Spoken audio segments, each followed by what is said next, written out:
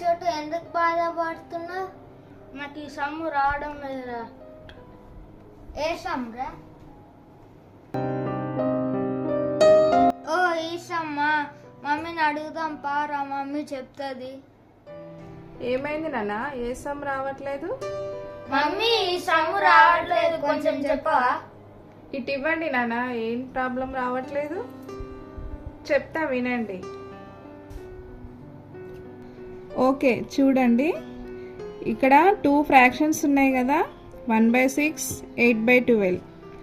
పైన 1 తర్వాత 8 అనేది న్యూమరేటర్, 6, 12 అనేది డినామినేటర్.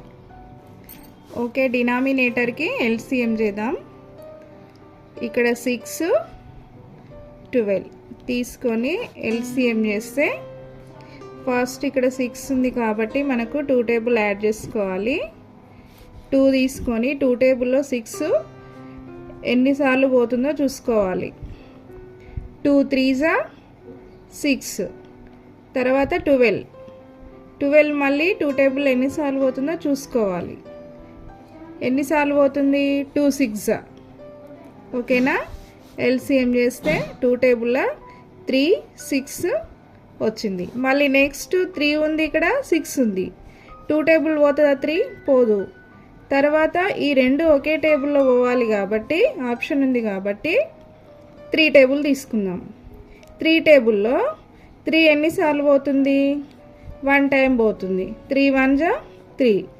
నెక్స్ట్ 6 ఉంది, 3 2 6, 1 2 వచ్చింది. ఇప్పుడు 2 టేబుల్ తీసుకొని 1కి 1, 2 1 2 తీసుకొని దీన్ని ఎల్సిఎం చేస్తే 2 మల్టిప్లికేషన్ 3 2 1 1 ఈజ్ ఈక్వల్ టు, ఇప్పుడు 2 3 6, 6 2 12, 12 1 12, 12 1 12.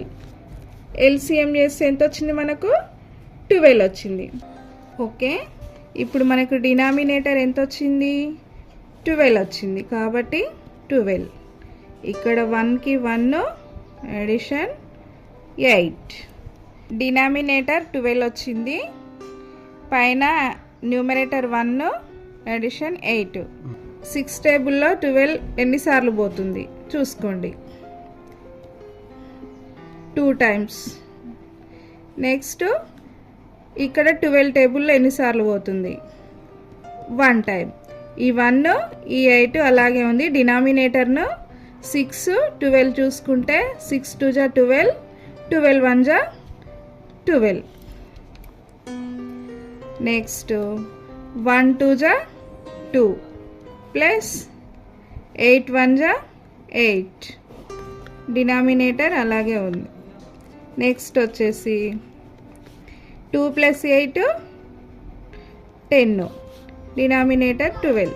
ఇప్పుడు 10 12 2 టేబుల్లో పోతుంది చూసుకోండి. 2 5 2 6 5/6.